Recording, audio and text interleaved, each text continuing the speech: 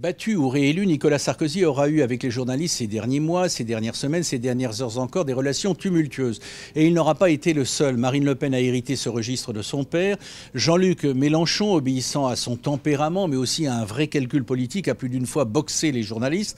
Eva Joly a considéré qu'elle était scandaleusement maltraitée. Tel soir sur Canal+, Nicolas Dupont-Aignan a carrément agressé nos confrères de Nizzo et Apathy. Pourquoi cette nouvelle posture feu sur les journalistes, qui ne sont pas, loin s'en faut, à l'abri des critiques? Oui, pourquoi? D'abord, parce que les journalistes sont une excellente cible, car ils ont dans l'opinion une image extrêmement médiocre, une image aussi médiocre que celle des élus, et ce n'est pas peu dire.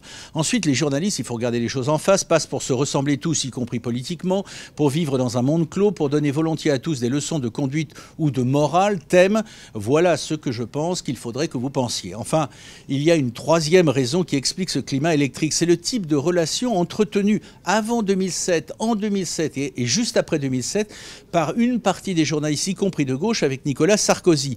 Des relations marquées à cette époque par une proximité forte, très forte, presque étrange. Une proximité dont certains à droite et surtout à gauche n'en finissent pas de se repentir. Ils veulent la faire oublier. Alors cela tape et tape et tape. Et leur anti-sarkozysme sans frein d'aujourd'hui est souvent à la hauteur de leur sarkozysme d'avant-hier. Nouveau malaise. Puis-je émettre un vœu simple, que de part et d'autre on rectifie le tir, qu'on en finisse avec trop de passion, un excès d'affectivité, le mélange des genres, et si on choisissait d'avoir demain de part et d'autre des relations normales. Oui, j'ai bien dit normales.